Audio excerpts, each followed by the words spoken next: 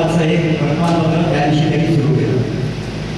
खरं तर त्यापूर्वी आपल्या देशामध्ये विविध राज्यात विविध भाषेमध्ये वर्तमानपत्र होती.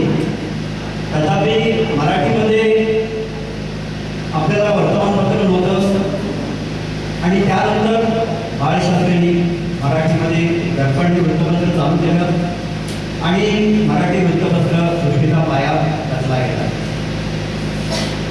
बाळशास्त्री जांभेकर हे बाजूलाच असलेल्या सिंधुदुर्ग जिल्ह्यातील कोंबडी हे त्यांचं गाव.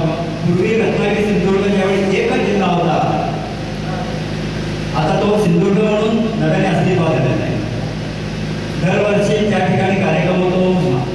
महाराष्ट्रात, देशात आणि जगभरात जिथे जिथे मराठी वर्तमानपत्राशी संबंधित मंडळी आहेत ती त्या दिवशी बाळशास्त्री जांभेकर त्यांचं अभिवादन त्यांना करतात. आज बघायला गेलं 1832 पासून आज तागापर्यंत जवळपास 193-194 वर्ष या मराठी वर्तमानपत्राला वृत्तपत्र सृष्टीला झाली.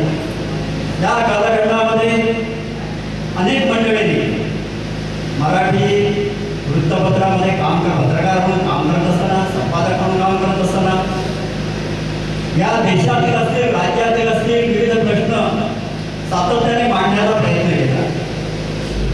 जगभरात देखील पत्रकार म्हणून अनेक पत्रकार चांगल्या पद्धतीने काम करत असतात.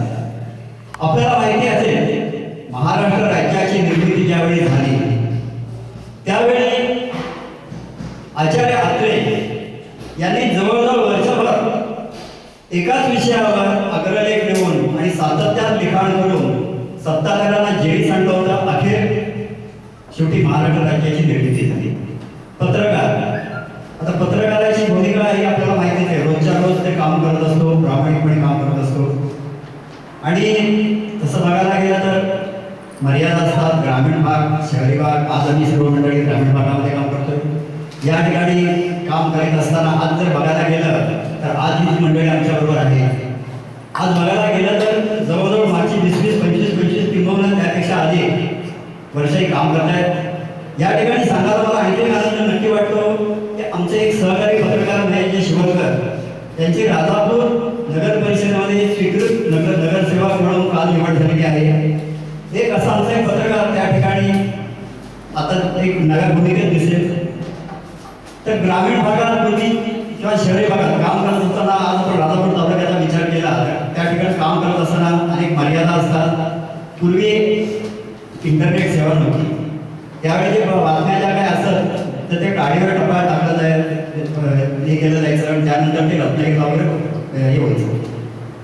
अशी अनेक कामं त्यावेळी करायला लागत होती. आज बदलत्या काळोखात आपल्याला अनेक संधी मिळालेल्या आहेत. पत्रकारितेमध्ये संधी देखील आहे. आज जरी दिसत असलं, आज खरं आहे मगाशी सर म्हणाले की वाचन संस्कृती तेवढी नाही आहे. खरं म्हणजे वाचाल तर वाचा असं सांगितलं जातं आणि ते वाचन संस्कृती असली पाहिजे. जर आपल्याला आज स्पर्धा परीक्षा वगैरे आपण जातो, त्या ठिकाणी क्लास लावले जातात सगळं आणि अचानक सगळे घाई गडबड असते.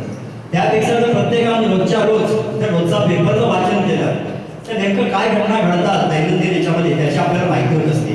मग ते प्रादेशिक स्तरावर असेल, राज्य स्तरावर असेल किंवा राष्ट्रीय आंतरराष्ट्रीय स्तरावर असेल, त्या ठिकाणी ह्या घटना घडत असतात. त्याची आपल्याकडे नोंद असणं आवश्यक आहे आणि रोजच्या रोज जर आपण नोंद जर ठेवली तर आपल्याला त्याचा नक्कीच फायदा होतो. या ठिकाणी अजून मान्यवर या ठिकाणी बोलणार आहेत तेव्हा जास्त अधिक न बोलता पुन्हा एकदा सर्वांचे धन्यवाद व्यक्त करतो आणि या ठिकाणी सांगतो जय हिंद, जय महाराष्ट्र.